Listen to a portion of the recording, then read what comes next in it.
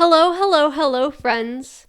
Welcome to a new episode of Problematic FMC.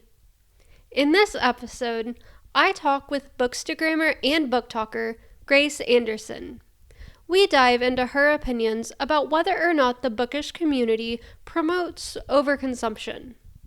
To give some background, some people online critique influencers who own and display multiple editions of the same book for being wasteful. Some even say that the only quote unquote right way to read books is if you check them out from the library or pass your copy along after reading. As someone working on building my own home library, these types of comments always make me sad. Building my library brings me so much joy, gives me opportunities to support smaller businesses, some in my own community and some all around the world, and it rewards the authors for their hard work as creatives. From a consumption point of view, how is displaying books any different from having art or decor hanging on our walls, or buying new clothes to wear? When I came across Grace's TikTok, where she addressed this topic, I could not agree with her more, and she dived deep into her thoughts during this interview. We also talked about her childhood with supportive parents who sparked her love of reading, and about spoiler warnings, which are such a thorn in the side of many readers online. Let's jump right into the interview. So, to start out, can you tell us a little bit about yourself? Yeah, so I love reading. That's like one of my biggest hobbies. I love to sew, I love to cook. A lot of people on my book page actually don't know, but I do run a food blog, which is super fun. I love doing that. And I love creative hobbies. I think it's so fun. And I recently just launched some Kindle cases through my book page that I have designed. I just couldn't find really cute ones with kickstands and handles, and I just feel like I couldn't find the exact aesthetic I was going for, so I just decided to make them myself. And so that's been really fun. I am in desperate need of a Kindle, I guess a handle or some sort of a is it like a pop socket on the end or how does it work? No, so it flips open and has magnetic closures, and then it has Oh, like a handle and a kickstand. It seriously changed my life. It's so nice. I need that so much. I just recently got the Kindle clicker, but now Mhm. I just need a way to hold it. So I'm gonna have to check that out. Yeah, it's seriously my favorite thing. I love it. Do you sell it on Etsy or do you have a store? I have a website that I sell it on. Largely, how did you get into reading to begin with? So I really loved reading as a teenager. I remember it was like when I was in 5th grade that summer, my parents offered to pay me and my siblings a penny per page that we read, and I made $70 that year and fell in love with reading. And so I really loved reading like throughout my teen years, like obviously obsessed with Divergent, The Hunger Games, all the good things. And then I just kind of fell out of it as an adult, and I also just didn't really know that there was, like, all of these good, more adult genres out there. Like, I was 20 years old and still rereading The Selection every year just to get, like, my reading fill in, and so I saw somebody suggest ACOTAR, and my sister-in-law said that she really liked it, so I started reading it, and I started reading it during like a really rough winter, just mentally. I live in Utah, and some winters we just get snowed on all year. And so I just couldn't really leave my house a ton. And I think this was like 2 years ago. So I read it and I was obsessed and immediately moved on to Throne of Glass. And this was before I even knew what book talk was or that there was a whole section of social media where people were just talking about books. And so it kind of just unlocked this realization in me that there were like all of these good books out there. So ever since then, I've just been reading like crazy. I read 50 books last year. My goal this year is like 60 or 70, and I'm hoping to exceed that. But I've just found such a love and passion for reading and getting others into reading because it's just such a fun hobby to have, and it's such like a nice escape from the real world. And so ever since then, I've just been chain reading books and haven't been able to stop. That's so funny how similar it sounds to my story, how I went from, like, the dystopian, the Hunger Games, to I've read Selection Mhm. for the first time in college, and I remember thinking, "This is absolute trash. Give me so much more." And then I started hearing about ACOTAR, and that was definitely turning a corner for me. But it's really cool to hear how your parents encouraged your love of reading. That's really special and definitely not something that everyone has. Oh yeah, my dad loves fantasy books, and so as a kid, he was trying to get me to read like Aragon and the Ranger's Apprentice, and my brother started reading them, and so it's really fun. I actually bought him a Kindle for Father's Day because he hasn't been able to read as much lately just because he doesn't have time. So I got him a Kindle so that he could take it to work with him, and he has loved it. So yeah, my parents definitely tried to instill a love of reading in us. That's so cool. What a great gift idea. So you're chain reading books, you're reading all of I love that phrase, chain reading. And so you're going through them. How do you decide to make the jump into Bookstagram, Book Talk? Which came first? Okay, so I was kind of not against the idea, but I was like, I'm not gonna do it. And then I have a friend that told me, she was like, listen, you are the only person I'm taking book suggestions from right now. And I'm not on social media, but I would get back on just to check if you had a book page. So I thought about it and I was like, you know what? It would be a good place to kind of like hold all of my book reviews because I love Goodreads, but it feels very outdated. And so I just decided to jump in and start a bookstagram because my cooking platform is on Instagram. And so it's just a platform I'm a little more comfortable with. And so I just started a little bit. I dipped a toe and I wasn't super serious about it, and then I decided to start a book talk, and I think this was back in February that or March that I decided to, and I love book talk. I love both of my audiences just the same, but book talk feels like we have a lot of really fun conversations about things, and it really opens up hearing what other people have to say about big topics. And I have absolutely loved that. And I just feel so flattered that people would read books just because I suggested them. I have a lot of friends that say that they only come to me for book suggestions, which feels like oddly so humbling that I'm like, man, who knew that a hobby for me would turn into helping other people find a love for reading too? It is really so special. I actually found you through your book talk. I, for the longest time, have heard people talking about the overconsumption problem that Mhm. bookstagrammers have, and it always didn't really sit right with me, but I could never really articulate why. And when I saw your book talk, the first video that I saw from you, I was like, oh my goodness, she just said this thing. Can you expand on your thoughts on whether or not we have an overconsumption problem and why people should absolutely be buying books? Yeah, I think that it is because of social media. I think a lot of us have really developed like a herd mentality. And so we kind of just agree with the most convenient opinion. And sometimes we aren't really brave enough to poke the bear. And so I saw somebody else, her name is Ashley. And if you watch my original video, I tagged her, but she was talking about it. And some of her talking points, I was like, oh my gosh, I've never heard somebody say that. And I agree so much because I think that, first of all, the overconsumption topic is very gendered. People are not talking to men the way that they're talking to women. And it's so frustrating because it's women getting mad at other women for just having a hobby that they love. And so I was like, yeah, that is really, really unfair for us to be ridiculed for a hobby that is pretty benign, I would say. Like, it's just a pretty, reading isn't really hurting anybody. And so I think that just not a lot of people are talking about it, and the hobby of books, I think, does a lot of good because even with the rise of book talk and the quote unquote overconsumption, the publishing industry is dying. Like every single year, the numbers are down. And so I really don't think that us buying a lot of books is causing more harm than good.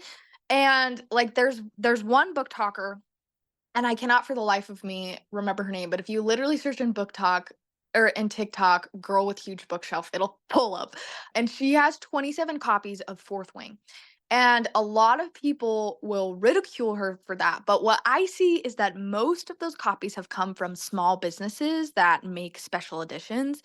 And so I feel like you really can't get mad at somebody for supporting a small business like that because that's huge. And especially somebody with such a big platform like her to buy a book from a small business and show the book, that's a huge deal. And so I really don't think that people have a right to get mad at her about that. And I have found myself reading majority of my books this year from indie or smaller authors, and that is something that I absolutely love, is being able to support somebody else's dream like that.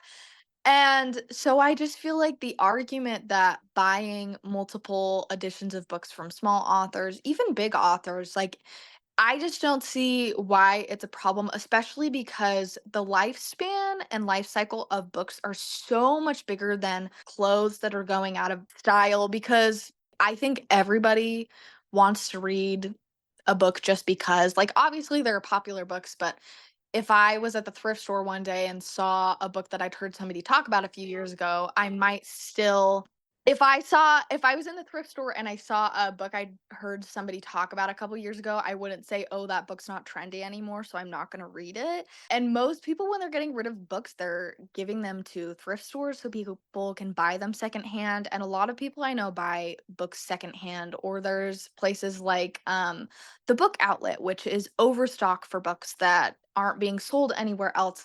And so I think there is a lot of good ways that we're consuming these books, that it just feels unfair for somebody to say that it's overconsumption. And I think too that the art of like collecting enough books to make a library, which is 1,000 books, that is lost and is something that people used to be praised for. And suddenly people getting mad about how many books we have on our bookshelf. But if you don't own a physical form of the media, you don't own the media. Like at any point, your book could be removed from Audible or Kindle with no warning and no reasoning and no compensation back. So if you don't own the physical media, you don't own the book.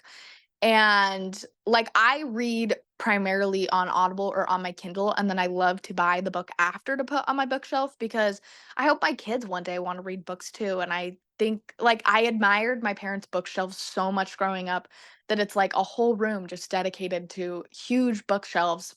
And I really think that it would have been sad for me to grow up in a home where reading wasn't as much of a thing. And so I just feel like it's something that people have a great big love for, and I don't think we should be shamed for that. And that video did pretty well on TikTok, which means I got to hear a lot of other people's opinions on it, which I really, really loved. And somebody asked if they could message me just because their thoughts about it were pretty lengthy. And we had differing opinions and we had a really respectful conversation. And one of the things that they said was that people are buying like color coded markers and tabs and things to read books, and they shouldn't do that. But I just think that if you buying some highlighters and some tabs is what gets you into reading, I don't really care because I want everybody to love reading. And I don't think that we should be shamed for the way that we consume books. So I just think that it's a really unfair argument. And I a lot of the times too, when like these big book talkers do like these huge book hauls, a lot of the times the books are PR from like a small author trying to get help promoting their book, and I really don't think there's anything wrong with that. So overall, I just think that the conversation is pretty tired and being directed in the wrong way. Like, absolutely there is overconsumption in other hobbies like fashion and makeup and a lot of things, but I just don't fully think that any of the arguments for book talks overconsumption can't be explained away. Like, I just think that there is a good counterpoint to all of the overconsumption arguments. And like, I have a video right now where I talked about how Rebecca Yarros is releasing a special edition paperback of Fourth Wing so that we can get sprayed edges if we didn't get them the first time. And she's putting a bonus chapter in there and she's putting it for free on her website, which is a huge deal because I don't feel like we're seeing a lot of bigger authors do that anymore. And I love Sarah J. Maas and her books, but when she released Crescent City 3, and I know that this a lot of times is the publisher, but there were 5 different regular copies of Crescent City 3 that you had to buy from 5 different stores if you wanted all the bonus chapters. And some of those bonus chapters I would say were pretty important for character development. And so in that sense, I'd be like, yeah, that is promoting overconsumption because we don't really need 5 copies of the same book just for special chapters. But I don't really see people doing that most of the time. Like, I don't see people with 5 copies of the literal same exact book. Like, everybody just told their friends to each buy them from different stores and then they swapped them. So that is really like the only time I could see like the publishing industry promoting overconsumption, but even like special editions and stuff, like I don't really see anything wrong with buying a special edition and putting it on your shelf. Like it's just so, I don't know, it's fun and it's pretty to display and it supports an author's dream. So I just don't really see a lot of good arguments for overconsumption on the internet. I wholeheartedly agree with everything that you just said. And I love that you talked about owning the physical copy because that's something that I've felt some guilt about in the past is I'll read something on Kindle. Maybe it's an ARC I got, or maybe it was like a Kindle deal, or maybe I just Mhm. had some Kindle credits and so I got the ebook. And then I read it and I'm like, I want a copy for my shelf, but I don't need two formats of this.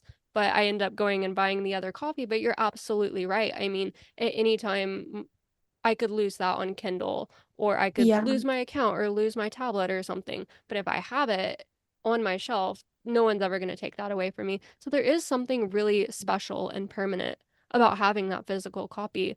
I also love what you said about Sarah J. Maas because I saw so many people, and in other circumstances, I would never ever endorse this, but I saw so many people going to the different stores and taking pictures of the bonus chapters. Yeah. And I was like, who can blame them? Like, no one's gonna buy the same book. So yeah, love Yeah. everything that you just said. Yeah, seriously, especially too, like I wouldn't condone doing that for a small author, but I feel like a lot of the smaller authors are putting them like bonus chapters on their website if they choose to do that. But something big like that where I'm like, it's not even special edition. I just think that if you're gonna do bonus chapters, do like a special edition and wait until after the book's been released and make it very non-crucial to the plot. Or if it is crucial to the plot, then put it on your website for free so everybody can read it. Yeah, 100%. Changing topics a little bit, you have also talked about spoilers in a way that I think might ruffle a few feathers and people who maybe don't even realize that they're spoiling a book or are just talking kind of mindlessly about the plot without putting adequate spoiler warnings. What are your thoughts about that? Oh, that one is one of my biggest issues with book talk is nobody marks spoilers unless they're like having a super big discussion about like the plot of a book and it's like a theory, they'll put spoilers then. But if they're just making like a funny meme about a book, they don't put a spoiler. And it's so frustrating because I saw somebody say if the book's been out for longer than a week, it's free game. That is so ridiculous because not everybody has the time and energy to read a book that fast after release. And I just think that just because you read a book when it first came out doesn't invalidate the experience of somebody reading it 5 years later, and I don't think that there's any length of time that makes a spoiler not a spoiler anymore. And so to me, like, if something happens past chapter 3, it's a spoiler, and I'm gonna mark it that way, and maybe I'm overzealous in my efforts to mark things as spoilers sometimes, but I just think that it's really sad when all like Sarah J. Maas's books are spoiled for so many people because that is a lot of what Book Talk is talking about, and nobody's marking things as spoilers, which feels so sad because some of the huge plot twists in those books are so like mind blowing. And if I already knew what they were, I would be so sad. So I think that a lot of people need to be held more accountable for marking things as spoilers. And there's just like it's almost like a like putting themselves on a pedestal because they read the book so they know what's in it and they want to spoil it from you sometimes. Not every book talker is doing that, but I just think that it's so unfair to do that. And I think too, like, I'm the type of person that I don't really want to know a lot about a book before I read it. Like, if you tell me, like, oh, the romance is so good, you'll love that. And I love the plot development, and the magic system is really unique, and the world building happens at a nice pace. That's all I need to know. I don't need you to tell me, like, specific tropes. I hate trope marketing with my whole soul because I think that first of all, a lot of things that people are saying is tropes are just like regular plot points that I think we've lost what a trope is for the most part. And so I think that it spoils a book. Like if you tell me it's enemies to lovers, that's spoiling the book. And most of the time when things are labeled as enemies to lovers, they're not really, but that's a whole different conversation. But a love triangle or the pregnancy trope, that's a huge spoiler. And I see people saying that. And listen, I get sometimes that people want to avoid tropes, but I don't think there's anything that I've read and hated enough to avoid in every book because every author does it differently and writes in a different way. And there are some that I'm like, I could tell I probably wouldn't like that, but I wouldn't not like Friends to Lovers. I don't think I'd like that a lot. I haven't read a lot of books like that, but I'm not going to avoid a book just because I know that's in there. And I know there are some things that are sensitive for people, but I feel like that's usually covered in trigger warnings and not tropes. So I just think that we need to reevaluate how we are talking about books and be more conscious of who's watching our videos. Like every time I edit one of my videos and I talk about a book, I think, okay, if I'd never read that book before, would that be giving me too much information? And if it does, I mark it as a spoiler. And I really think it's unfair of people to not be considered enough. And a lot of times too, I'll see like this is my most frustrating thing is when they mark it as a spoiler in the caption. Who reads the caption before they watch a TikTok video? Not me. I read it after. Or there's like a little tiny, tiny spoiler warning in the top corner that nobody's gonna see first. Like, that to me just feels like they're pity marking spoilers just to say they mark spoilers, but they don't actually care if they're spoiling a book for you. So, I don't know. I just have a lot of respect for a reader's experience when they're reading a book for the first time, and I don't want anything to ruin that for them. I'm just one person, so I don't think I can start a book talk revolution to start getting people to mark things as spoilers and stop using tropes. But I just feel like I want to find more people that also feel frustrated with those things and hope that when people follow me, they don't feel like anything's going to be spoiled for them. Because I just think that that is one of the most frustrating things when you're reading a book to have something spoiled. Yes, I'm muting myself so that way you can't hear me go, "Oh my goodness, yes, yes." You're just I started the Shatter Me series a few months ago, and Mhm. at this time, I was putting a story on my Bookstagram, like, "Currently reading," and someone literally responded to that story telling me what happened, and I responded and I said, "That's kind of a spoiler," and they go, "Oh, no, it doesn't happen until the 2nd book." I blocked that person. Oh I my couldn't gosh, I believe would too. it was crazy, and, I think some influencers maybe are hesitant to mark spoilers because they think they'll lose viewers, but I've actually found the opposite. After I Me go too. and read a book, I'll sometimes search that book, and if it says spoiler warning, I'm like, "Okay, yeah, totally." And now if I see things like SJM with spoiler warning, I'm almost more inclined to read it, because I know it's gonna be Yes. talking about later characters or something that I'm really interested in. So I don't think that people should be hesitant to do it because they'll lose viewership. If anything, it just gets you a more engaged viewership of people who actually have something to say about that. Well, that's the thing too, is because I've been doing social media for like 6 years now in working in marketing and having a couple businesses. To me, I see that my viewer knows exactly what I'm about to talk about. And so, like, there are really easy ways to do it where you give them a hook of what you're going to talk about that doesn't spoil anything. And then you say they're spoilers, or you just leave the label on your screen the whole time. And to me, like, I see all the time people comment, haven't finished this book yet, saving it to come back and watch it later. So I feel like it actually like has helped my viewers know what I'm about to talk about, and I think it helps people see like, okay, I know I want to watch this later. I'm going to save it so that when I finish this book, I have like a whole folder of things to go look at after.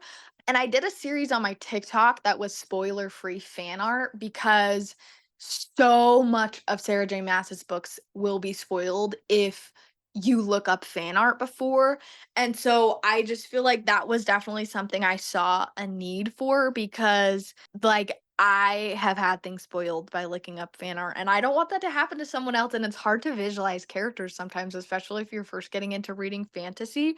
So, yeah, I just don't think marking things as spoilers is gonna lose you viewers either. I think it actually does the opposite. Like you said, it just I don't know. To me, I would rather lose some viewers than have a book spoiled for somebody. Yeah.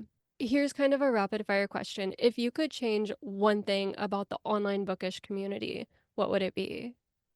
Oh gosh. I love the bookish community online, I really do. I think if I really, really had to change just one thing, I think it would be because this isn't even just like from the book talk community itself, but more like outside. I think I would change people's harsh judgment of what we read. Like for the majority of history, women had to secretly consume romance books. And now we're finally to a point where we don't have to do that anymore. And yet we're still being really harshly judged for what we're reading and saying, like, oh, that has no like depth to it. There's nothing there.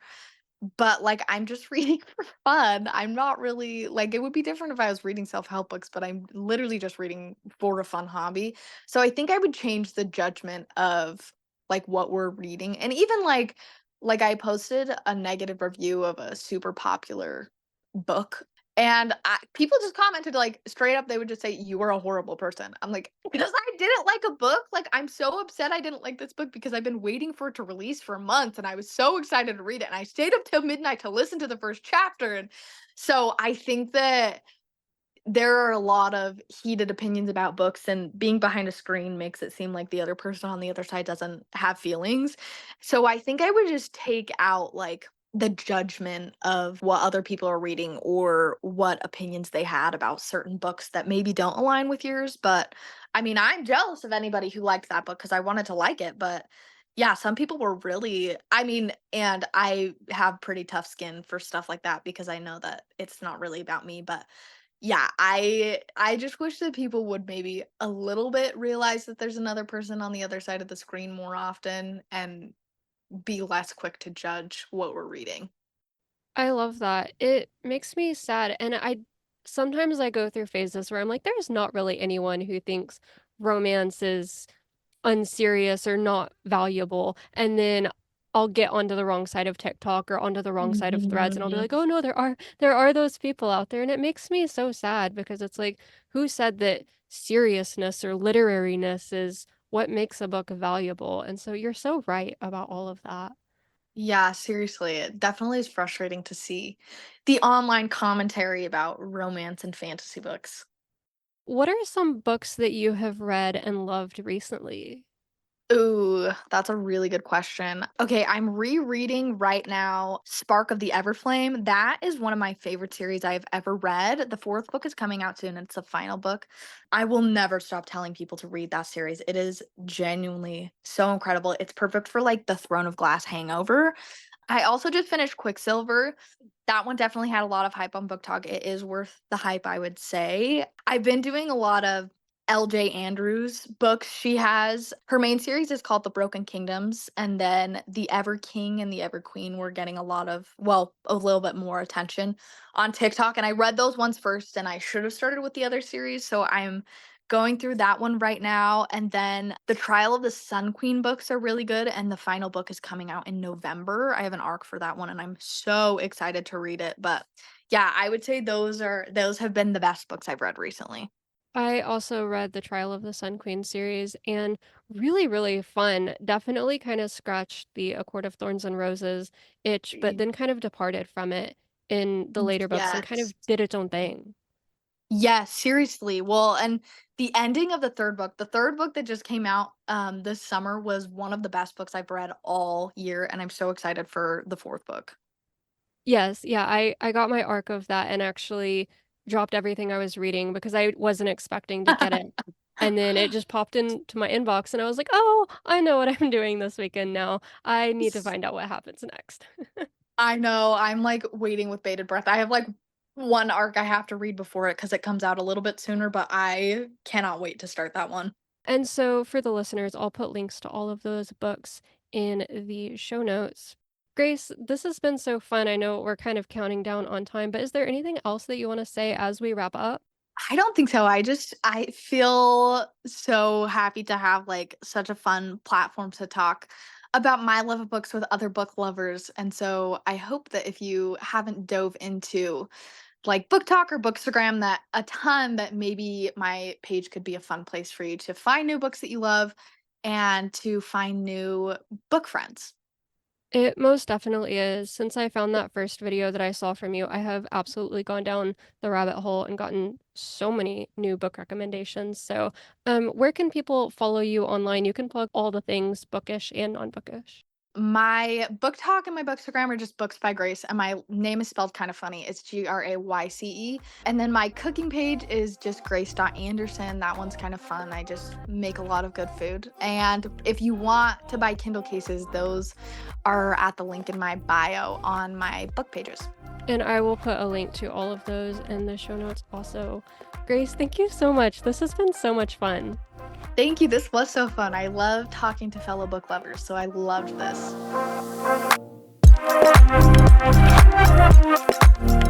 Thank you again to Grace for joining me in this episode. You can find her on Bookstagram and Book Talk at Books by Grace, and Grace is spelled Grayce. And for this week's Would You Rather question. Would you rather have a big plot twist from a book that you've highly anticipated reading be spoiled, or have the last 30 pages be missing from the book? For me, as much as I do hate spoilers, I think I'd rather have the book spoiled. There's hopefully lots of information about how and why that plot twist happened that I can still look forward to reading, so the book wouldn't be totally ruined. But if I couldn't read the very end of a book, I would have to go online to get other readers' versions of the ending. I think I would feel that that book never got closure, if that makes sense. So I'd pick the spoilers. But don't spoil. That's all for this episode. What do you think? Head on over to my Instagram at problematicfmc and let me know your thoughts on the topics and which you would rather. And definitely check out at Books by Grace. She covers lots of interesting topics and recommends a wide range of romantasy books. Until next time, keep flipping those pages. Bye!